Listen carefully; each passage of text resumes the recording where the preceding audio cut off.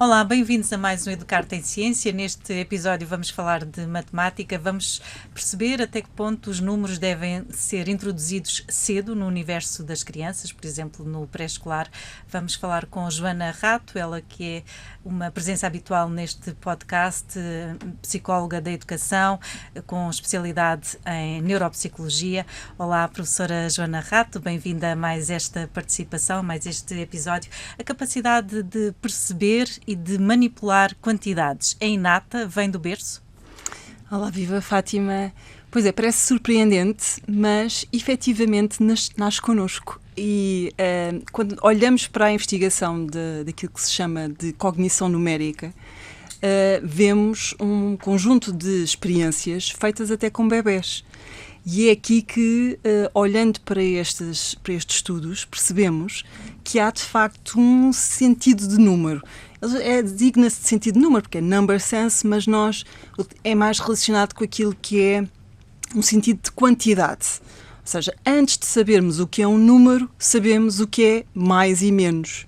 E com estes trabalhos, que eu acho bastante interessante, temos, de facto, está bem documentado, digamos assim, que é possível os bebés identificarem, então, aquilo que é mais e menos.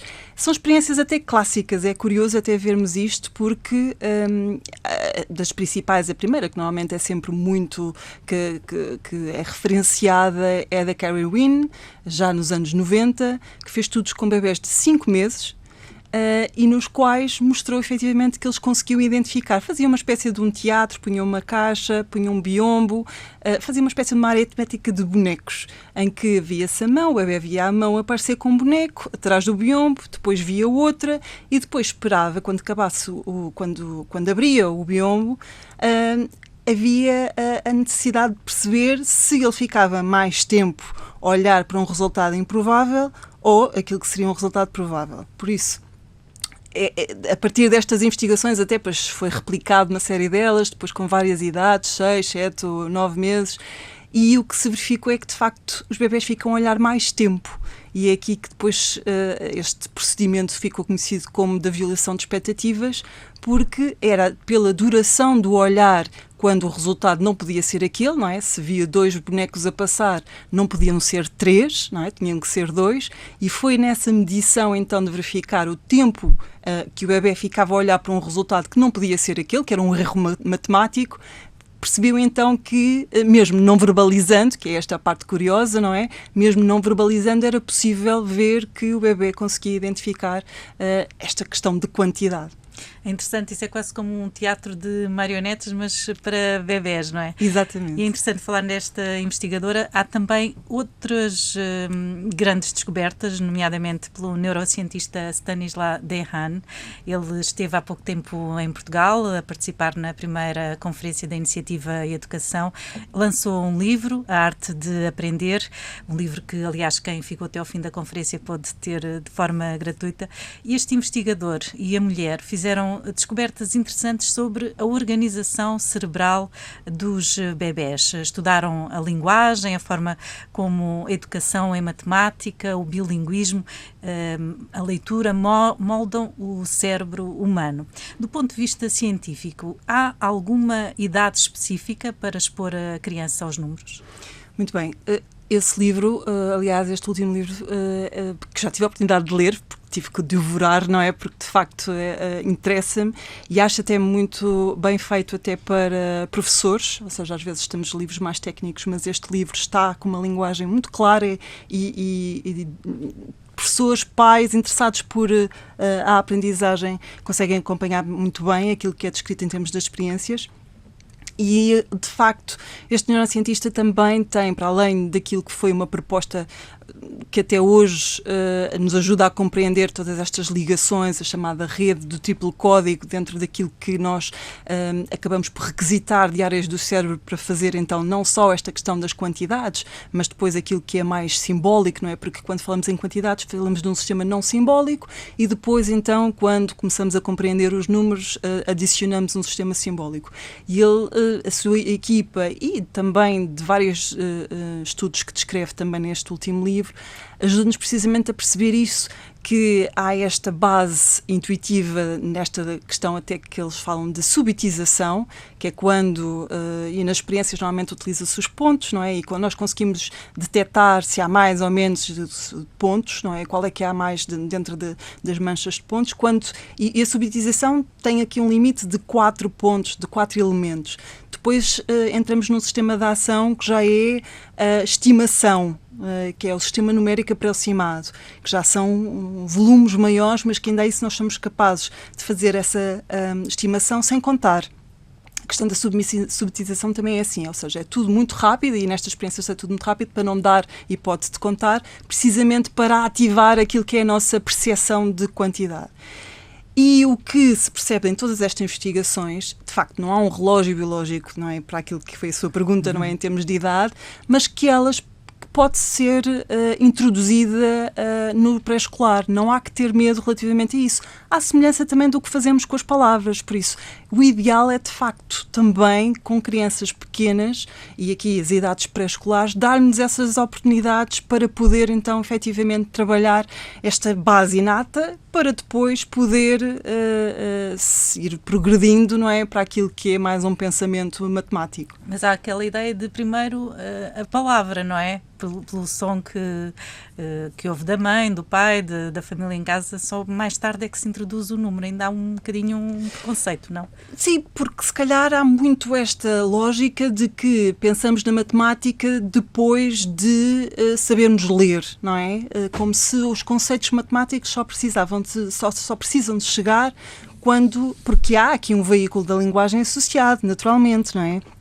Até mesmo esta questão de a quantidade é diferente, nós sabemos que é mais ou menos, mas depois sabemos que ali são 3 ou ali são 5, não é? Isto depois é aqui outro nível dentro daquilo que é a compreensão da própria matemática. Mas isto não quer dizer que com crianças de pré-escolar estas oportunidades tenham que ser evitadas, muito pelo contrário.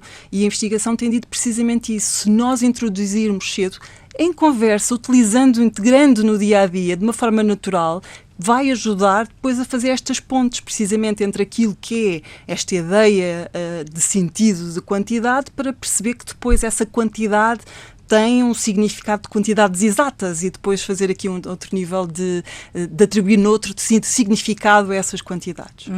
Falamos também da diferença entre saber contar e compreender a matemática. Como é que o cérebro se prepara para fazer esta evolução, para calcular e resolver problemas? A matemática ocupa muitas zonas do cérebro, põe muitas zonas do cérebro a trabalhar ao mesmo tempo? Pronto, isso também no livro da Diane vem um pouco essa explicação e mesmo do modelo que ele depois também nos trouxe, não é? Que de alguma forma é pensarmos no cérebro como uma orquestra e vermos que há uma região, e esta é mais de destaque, que é a região do lobo parietal, que é como se fosse o músico das quantidades, precisamente aquela área que nos ajuda então a poder fazer esta detecção de quantidades. Mas este músico não trabalha sozinho e depois vai requerer a parte do lobo frontal, aquilo que nós temos aqui mesmo por trás da testa, que nos ajuda então a planear e escolher estratégias. E depois temos a questão da memória, que nos ajuda então a manter aquilo que são os passos para fazer o cálculo. E depois ainda temos as redes ligadas à linguagem, à visão, que nos ajuda a interpretar os símbolos, os números. Por isso, há aqui de facto uma rede de várias ligações em termos de áreas cerebrais, mas das quais nós percebemos se, com a experiência e com o tempo, ela vai ficando ensaiada. E é aqui que eu acho que faz da diferença podermos trabalhar então estas questões logo de início, para que esta adaptação também possa ser progressiva para um pensamento matemático mais complexo. Falou voltou ao livro, gostava também de dizer que o livro A Arte de Aprender tem um prefácio do professor Nuno Crato e também a revisão científica de Luís Querido. Gostava de perceber também, professora Joana Rato, como é que se pode facilitar o caminho das crianças para os níveis mais avançados da cognição numérica. Quer dar exemplos de atividades que os pais podem fazer em casa com os filhos? Muito bem. O que é interessante depois neste trabalho com o pré-escolar é que não é preciso fichas. Não é necessário recorrermos, não é? Porque depois há muito esta preocupação, mais uma vez, quando se pensa em matemática, pensa-se muito numa escolarização e achar-se que é cedo, não é? Do pré-escolar já estarmos a fazer isto, porque também se associa muito que tem que passar a aprendizagem por fichas e não há nenhuma necessidade que isso aconteça. Não tem que haver essa lógica programada. Sim, e um pouco pensar também dentro daquilo que é integrar esta conversa sobre os números, não é? Naquilo que também nós estamos rodeados de matemática, não é? Isso é visível e é puxar por aí. E mesmo no âmbito na sala do pré-escolar, esta conversa pode ser muito facilmente integrada, nomeadamente até percebemos, e é algo, não é? Quantos faltam? Estamos todos. Olha, tens 2 meias. Quantas meias azuis há aqui nesta sala? E tudo isto pode ser feito de uma forma bastante natural. E é isto que nos vai ajudando depois também entre aquilo que é algo que está muito associado simplesmente à tal quantidade que já percebemos que todos temos logo desde o início, para irmos, então, ajustando àquilo que é uma compreensão do que é que esta quantidade significa e até dentro daquilo que, por vezes, nós começamos até por uma contagem, dita contagem de recitação, não é? É uma cantilena, as crianças facilmente, não é? Também dentro daquilo que são lenga-lengas e cantilenas, elas assumem e às vezes não estão, não é? A compreender efetivamente todo o significado dessa cantilena. Por isso, a contagem de início tem uma base de simplesmente recitação, que depois passa e vai passando, mas é preciso oportunidades para que isto aconteça, em que começa então a perceber, ok, eu vou fazendo 1, 2, 3, mas depois até percebo que no final quer dizer, se estou até a olhar para objetos, quer dizer que no final isso representa um todo. Então começa a haver aqui o princípio da cardinalidade. Ok, já começa a perceber que se estiver a contar e chegar a um número, é a soma daquele conjunto. Depois vem a ordinalidade, ou seja, estou a falar 1, 2, 3, mas depois percebo que numa fila aquele, então o 2 representa o segundo. E isto são tudo formas que, em termos de brincadeiras, jogos, conversa, é muito fácil de ir introduzindo e chamar esse pensamento para esta forma de compreender a matemática e torna-se muito mais divertido também para as crianças depois, quando efetivamente, numa forma mais formal, estão a aprender matemática, vão buscar estas experiências que vão servir de base, volto a dizer, à semelhança daquilo que nós fazemos também para a questão da leitura. E atualmente também há uma grande diversidade de, por exemplo, livros, ou seja, antigamente havia muito aquela ideia de que o livro com o ursinho, com os animais na floresta, agora também há sobre formas geométricas que dá para fazer vários exercícios. E os pais em casa também podem, se calhar, incentivar a essa descoberta, não é? Por exemplo, contar a relação com o dinheiro, não é? As idas ao supermercado. Pode ser também uma forma de estimular as crianças em casa? Sim. Tudo o que sejam oportunidades, e isto é a forma também de nós vermos dentro do nosso dia-a-dia onde é que nós podemos. Às vezes até ver o número de degraus, ver os tamanhos das coisas, o maior, o mais pequeno. Os objetos aqui é de facto de uma forma até de manipulável, torna-se muito mais interessante para as crianças nestas idades, não é? E tentar, não é, ir sempre buscar, ou seja, tornar então a matemática presente também dentro daquilo que é olhar para o mundo e olhar mesmo até para as próprias histórias, não é? Mesmo quando estamos na questão de ler livros, que isso eu sei que os pais já têm essa preocupação e estão bastante despertos para isso, é também ver que nessa leitura de livros também ela pode ser introduzida aqui algum, não é? Chamar a atenção aqui a alguns pormenores e até de olhar, olha, quantos livros, isto quantas histórias já lemos. Exatamente, é uma forma depois e até estimula, porque o que se tem visto de facto, e isto também é o que a investigação nos traz, não é? Que o uso deste tipo de linguagem numérica precoce é efetivamente o que prediz depois este sucesso matemático mais tarde. Por isso temos que não esquecer que de facto as crianças do pré-escolar podem e devem aprender matemática.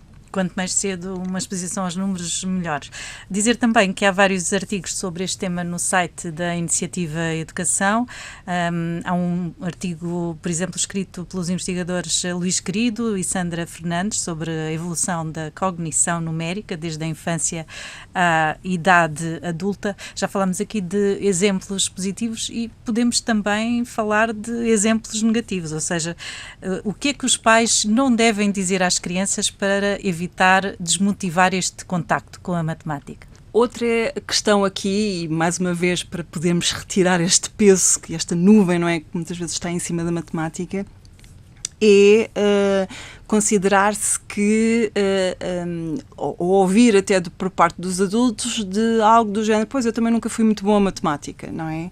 Ou tentar trazer aquilo que sou péssima a números, por isso isto aqui parece de alguma forma inofensivo e até carinhoso, não é? Parece que se está a libertar ali alguma tensão que possa existir, porque pode haver então estas primeiras frustrações à volta de compreender a matemática, que por vezes para algumas crianças pode ser mais difícil, mas não é de todo impossível.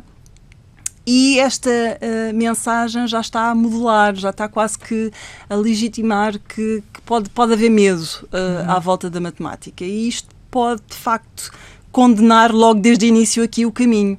Por isso há que ter cuidado. Parece algo muito inofensivo, mas fica uma mensagem forte. Até fica a mensagem de é um talento que não é para todos.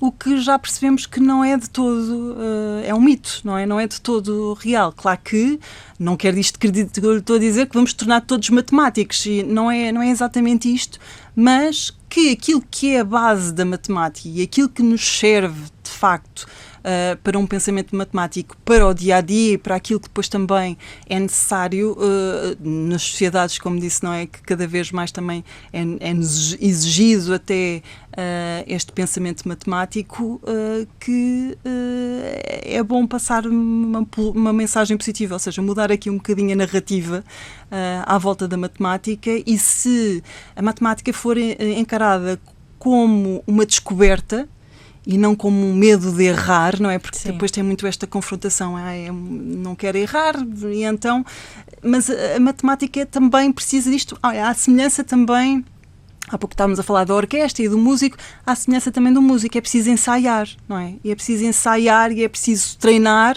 para que as coisas possam se tornar então mais perceptíveis e por vezes é até encontrar aqui a forma de chegarmos então às estratégias, porque depois o que acontece, e é muito curioso isso, é quando as crianças veem que conseguem fazer, isso puxa por elas.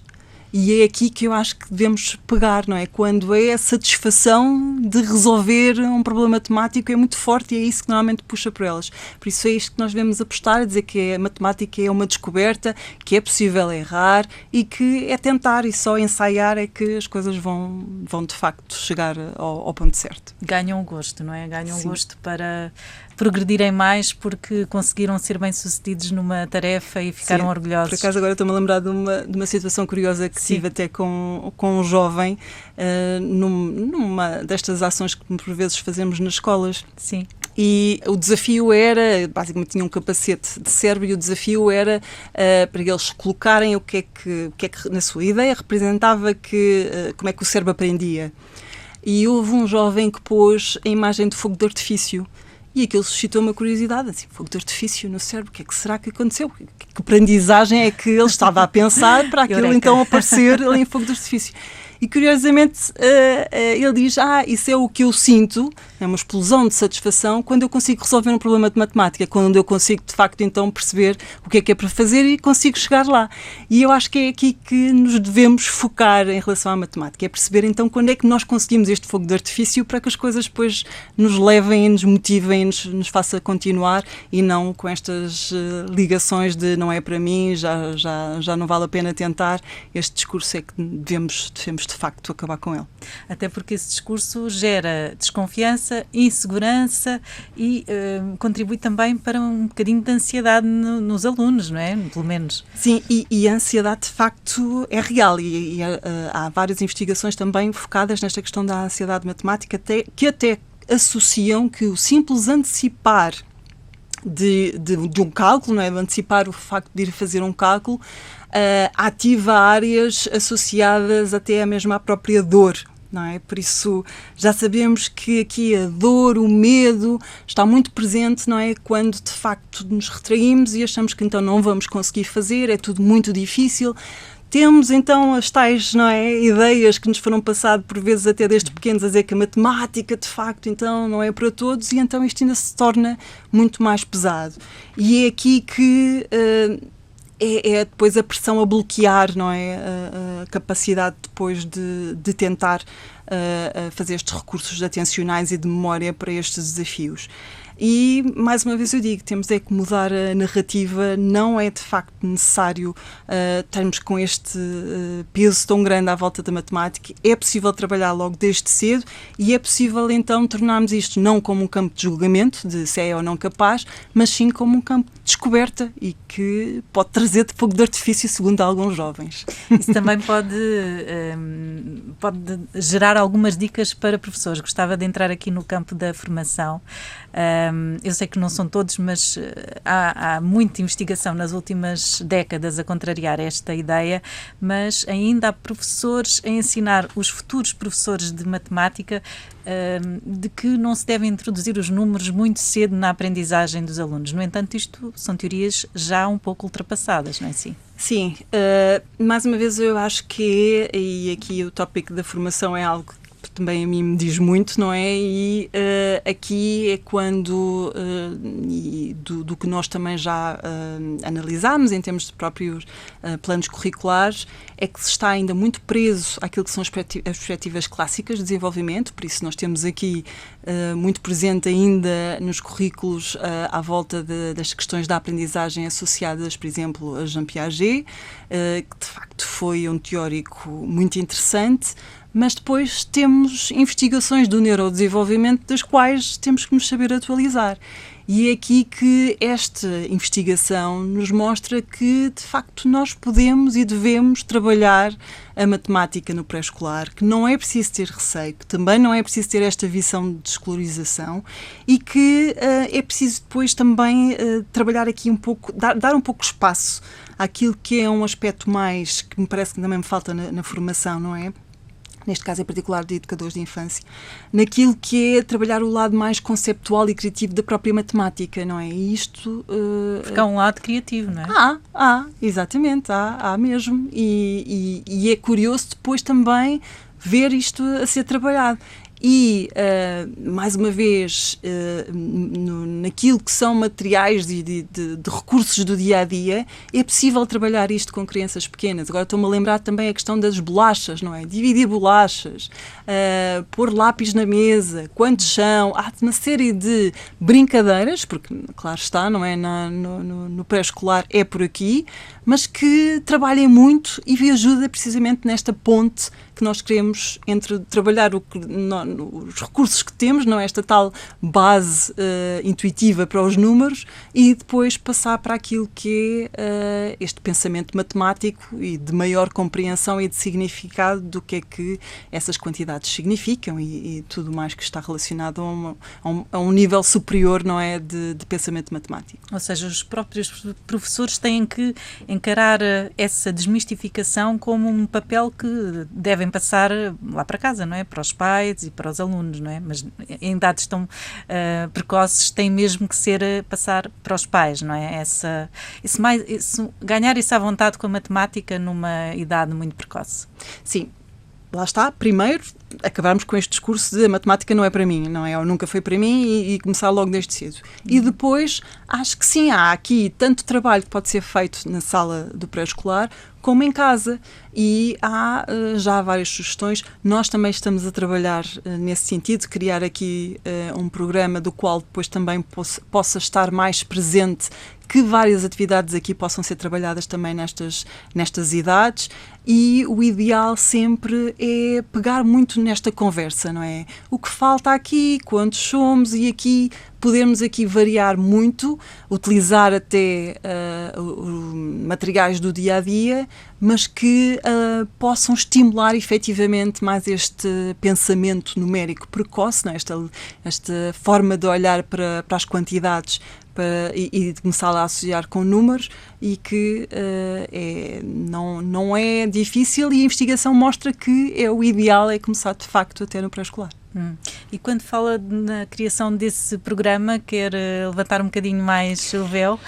Pronto, aqui na Iniciativa Educação, e até mesmo com a colaboração de vários consultores, especialistas também na área do ensino da matemática e psicólogos cognitivos, estamos precisamente percebendo que é preciso mais materiais, não é? Para que também os professores possam trabalhar. Estamos neste momento numa construção, espero em breve podermos trazer mais do que temos estado a trabalhar nos últimos meses, mas a ideia é mostrar que é possível poder trabalhar então a matemática no pré-escolar, e que isso pode trazer efetivamente benefícios depois para aquilo que é o sucesso da matemática mais tarde. Ficamos a aguardar essas novidades. Professora Joana Rato, ficamos então com um resumo desta matéria. Quais são as principais ideias a reter sobre o desenvolvimento do sentido do número na criança? Muito bem, então a questão da base inata da quantidade pode e deve ser promovida para ganhar forma até chegar então à compreensão dos números. É um processo que cresce sobretudo com a experiência e integrada no dia-a-dia das crianças em idade pré-escolar, beneficiam e muito quando se dá então estas oportunidades de trabalhar com as quantidades, porque depois essa conversa depois também traz entusiasmo, a descoberta de padrões, fazer estas ligações para fazer uma outra compreensão relativamente aos números, para perceber até que os números não metem medo, não é? E não há necessidade de ter esse peso, não é? Essa ligação negativa com a matemática, e até todos nós, adultos, não é? Professores e educadores, com as crianças destas idades, podemos trabalhar até para desenvolver aquilo que é o sentido do número, ajuda efetivamente até a ver que os próprios números contam histórias, não é? Contam histórias sobre o mundo, e das quais nos ajudam também a compreender o mundo, e que pode efetivamente ser introduzido e deixar de ser algo distante, não é? E considerar que só os especialistas é que podem lá chegar, e tornar então tornar a matemática uma linguagem mais viva de dia a dia, para que depois também desperte mais vontade para pensar. Muito obrigada, professora Joana Rato, por mais esta participação. O Educar-te em Ciência volta para a semana. Até à próxima sexta.